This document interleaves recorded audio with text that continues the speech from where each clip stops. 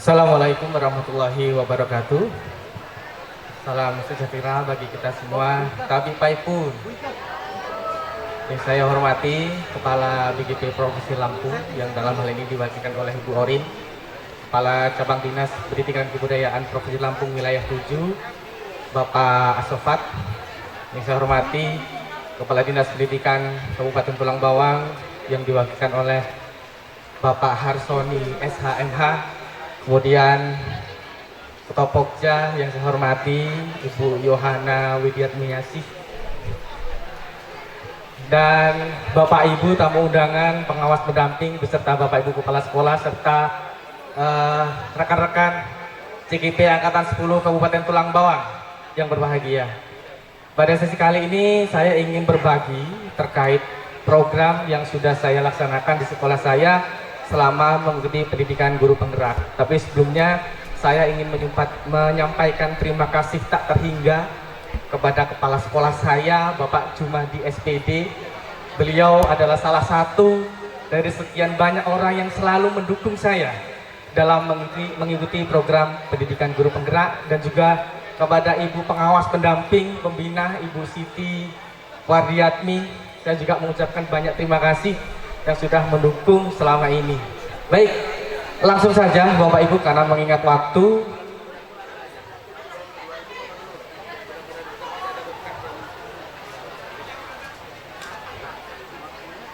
Oke, jadi sebelum saya mengikuti pendidikan guru penggerak, banyak cerita yang saya alami di sekolah. Stigma dan paradigma saya berangkat dari tahun 2016 saya menjadi guru, hingga pada akhirnya saya diberikan kesempatan untuk mengikuti guru penggerak di tahun 2024 ini. Ternyata ada beberapa hal yang harus mengubah paradigma saya. Berangkat kepada teori dari filosofi Ki Hajar Dewantara bahwa esensinya pendidikan itu juga berkaitan dengan budi pekerti. Budi pekerti juga akan dipadukan dengan cipta, rasa, dan karsa yang kemudian diakumulasikan menjadi trisakti utama di dalam pendidikan. Bagaimana seorang guru menuntun murid-muridnya untuk mengenali lebih dalam potensi yang dimilikinya sehingga mewujudkan kepemimpinan murid. Cipta yang artinya bagaimana kekuatan berpikir siswa mengenali fenomena atau objek yang terjadi pada lingkungan sekitarnya untuk memberikan apa yang akan dimuat, apa yang harus kita berikan di topik-topik tertentu, kemudian dilanjutkan dirasa yang artinya tergerak untuk melakukan perubahan, mulai dari kegiatan-kegiatan yang sering kita jumpai di sekeliling sekolah dan sekitar, dan sehingga dilanjutkan dengan karsa, yaitu kehendak dan kemauan. Kehendak ini merupakan suatu dorongan alami yang bersifat dari dalam diri manusia. Sehingga saya membuat suatu program yang namanya Join. Join ini adalah akronim dari Jumat Sedekah Koin, salah satu program kokurikuler yang ada di SMP Negeri 3 Penawartama yang sudah saya laksanakan dalam beberapa terakhir.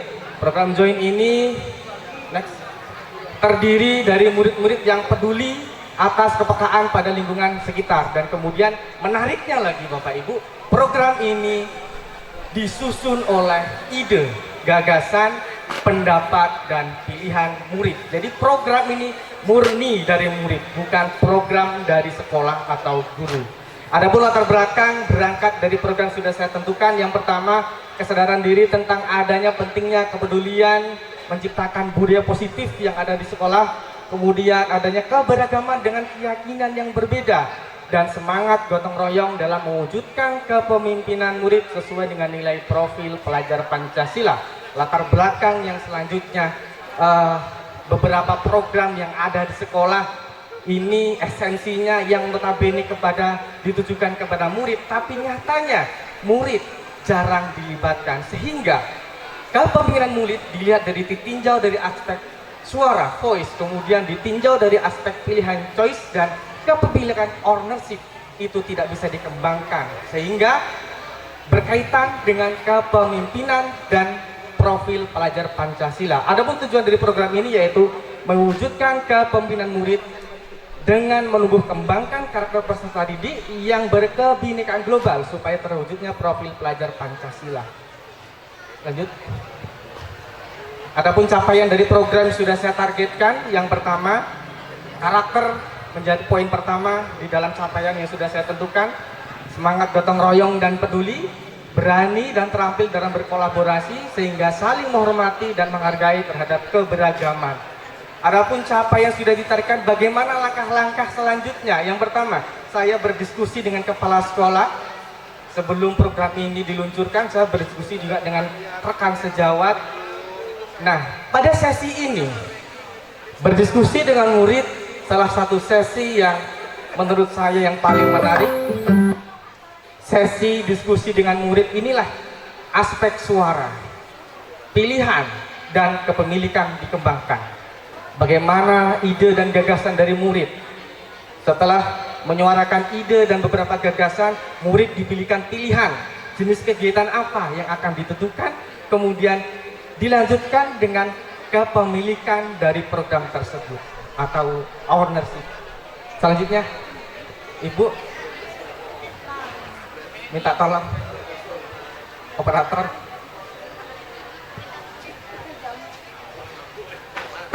Ini adalah salah satu program singkat yang sudah berjalan.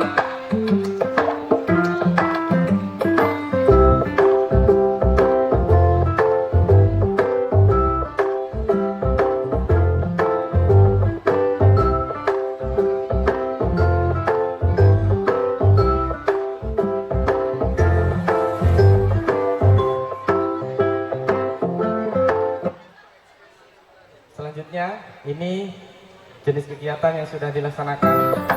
Lanjut ya, menyediakan beberapa fasilitas di tempat ibadah, baik dari masjid, gereja, dan pura, tempat-tempat ibadah. Lanjut lagi karena waktu masih sama, ini ada bakti sosial. Kita bekerja sama dengan perangkat lingkungan setempat dalam mewujudkan karakter dengan aksi berbagi itu baik. Ini berbagi kemuliaan yang belum lama ini sudah kami laksanakan. Harapannya anak-anak ini tidak hanya sekedar berbagi, tapi ada pesan moralnya di dalamnya. Selanjutnya, ini ada struktur dan mitra. Yang pertama, kepala sekolah menjadi penanggung jawab utama, pelaksananya semua murid, pembimbingnya guru, siswaan, dan saya sendiri sebagai CGP. Dan saya juga bermitra dengan wali murid, perangkat, dan lingkungan setempat. Nah, rencana yang akan dievaluasi yang pertama yaitu waktu pelaksanaan, itu dilaksanakan dan dievaluasi setiap akhir bulan. Untuk program join tadi dilaksanakan setiap hari Jumat, tapi evaluasinya setiap 1 bulan sekali di akhir Jumat terakhir. Kemudian alat evaluasinya yaitu jurnal kegiatan program dan lembar refleksi kebermanfaatan program. Pelaksana evaluasi yaitu murid yang didampingi oleh guru, dan satu lagi hasilnya itu untuk apa? Digunakan untuk perbaikan pada pengembangan program. Nah, kemungkinan tantangan yang pertama yaitu pendanaan. Ya, yang kedua timbulnya rasa bosan pada aktor utama yaitu murid itu sendiri dan rekan sejawat kurang berpartisipasi. Nah, untuk mengatasi solusi atas kemungkinan tantangan, yang pertama pendanaan. Mungkin kami akan melibatkan beberapa pihak terkait, mungkin dari swadaya dan lembaga terkait. Nah, timbulnya rasa bosan pada aktor utama yaitu murid. Oleh sebab itu tadi sudah disampaikan pada jenis kegiatan murid itu dipilihkan untuk memilih jenisnya sendiri kegiatannya. Jadi nggak monoton satu kegiatan supaya tidak bosan. Dan rekan sejawat kurang berpartisipasi. Solusinya adalah bahwa ini program-program murid kita, bukan program guru atau program sekolah, sehingga kita bisa berkolaborasi. Terima kasih dari saya atas sesi berbagi. Kurang lebihnya saya mohon maaf. Mudah-mudahan bisa bermanfaat. Saya akhiri. Wassalamualaikum warahmatullahi wabarakatuh. Praktik baik yang sudah dilakukan oleh Pak Arjunanda di sekolahnya. Semoga ini dapat menjadi inspirasi bagi Bapak Ibu semua untuk melakukan hal yang lebih kepada peserta didik dan juga satuan pendidikannya masing-masing.